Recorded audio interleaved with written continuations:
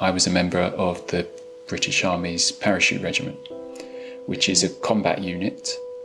And so we don't have any other skills or requirements to join our regiment other than we are there for combat. In Afghanistan in 2008, it was in the summer, it was particularly intense fighting. And while we all signed up for that experience, it was actually very exciting. On many occasions, it was very, very exciting to be in gunfights and see jets and ride in helicopters, and very exciting.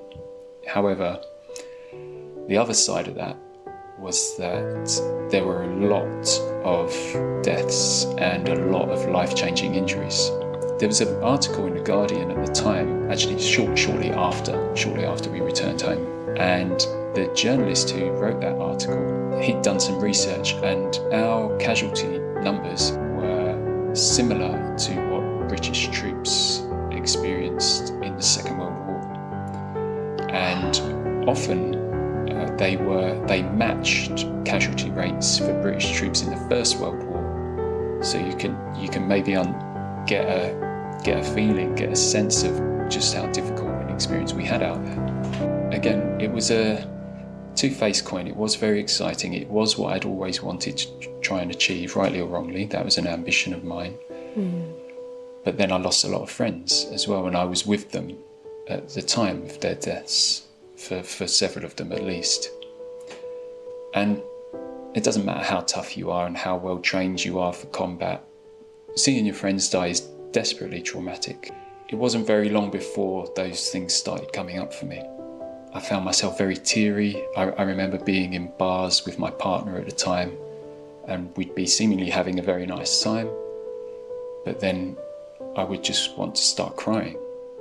And so that's difficult for me to experience that. My partner, she then found it very difficult to comprehend exactly what was going on or how she could help me. And in the end, my lack of ability to express myself coherently or articulate how I was feeling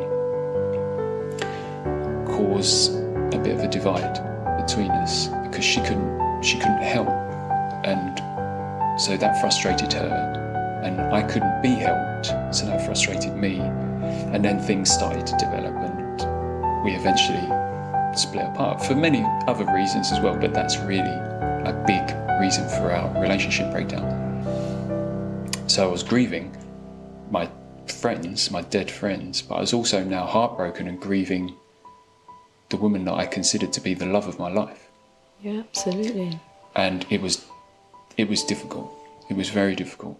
And so I reached out for help, as most people do. I went to the GP, and that is when a friend of mine who realised that I was struggling a little bit, she lives in LA, in California, and she'd just come back from Peru and told me that she'd had an experience with a medicine in the jungle called ayahuasca.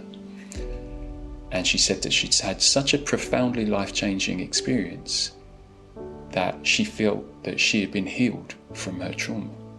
And she knew, we were very close friends. She knew what I'd experienced, and she said, "You should probably look into this." I didn't look into it. I just booked a flight and took 2 weeks holiday from JP Morgan, and I arrived in the jungle, and some friends met me who she introduced me to, local people who owned a little hut in the jungle. I disappeared into the jungle for 10 days, and I took 2 doses of ayahuasca, and I left that jungle and I was healed. I was healed of heartbreak. I understood my grief and I could let it go. I could learn from my grief, I could learn from my heartbreak, but without the pain of grief and heartbreak. I just let it all go. I just, in the military, especially in the parachute regiment, we carry heavy, literally physical burdens on our back. All of our kit we carry with us. We don't get driven around. And that was my profession, but that was actually my response to life. I just put it on my back, and I just endure.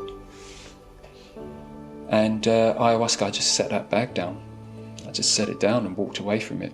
I've left it there somewhere. Ever since.